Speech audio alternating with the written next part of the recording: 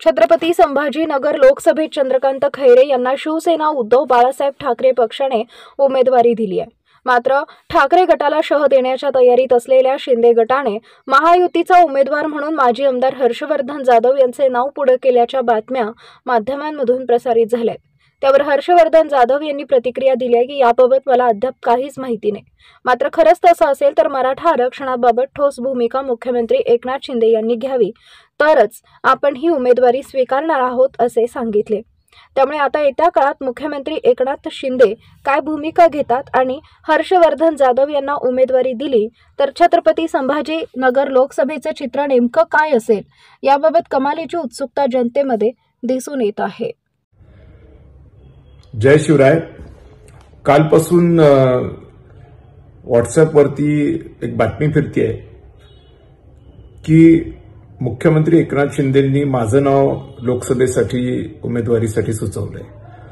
ही बातमी कितपत खरी आहे खोटी आहे मला माहित नाही, पण जर तसं असेल तर मला एकच मत मांडायचं आहे की मराठा समाज या समाजाला मी कधीच बेईमान नाही झालो। याच्यासाठी मी आमदारकीचा राजीनामा दिला। मुलं आत्महत्या करतायत, त्रस्त आहेत, परेशान आहेत आणि आपण आपलं गोड सत्तेची फळं चाखायची हे माझ्या बापाने मला शिकवलेलं नाही।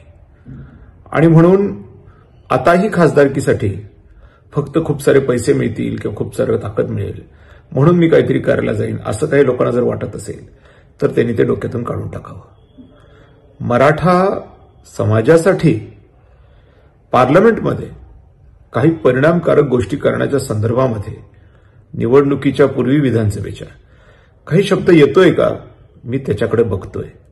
त्याच्या संदर्भात काही ठोस शब्द येत असेल आणि आरक्षण देऊ पार्लमेंटमध्ये अशा पद्धतीचं वचन येत असेल तर विधानसभेला अजून 4 महिने बाकी आहेत। त्यामुळे हे वचन पूर्ती करण्याच्या संदर्भामध्ये काय कार्यवाही होते, कशा पद्धतीने काम चालतं याकडे लक्ष देण्याची आवश्यकता आहे।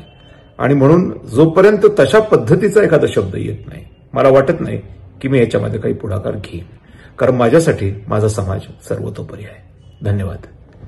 ताज्या घडामोडी जाणून घेण्यासाठी शिवशाही न्यूज यूट्यूब चॅनलला सबस्क्राइब करा। आपण हा व्हिडिओ फेसबुकवर पाहत असाल तर फेसबुक पेज फॉलो करा आणि शिवशाही news.com या आपल्या वेबसाईटलाही भेट द्या।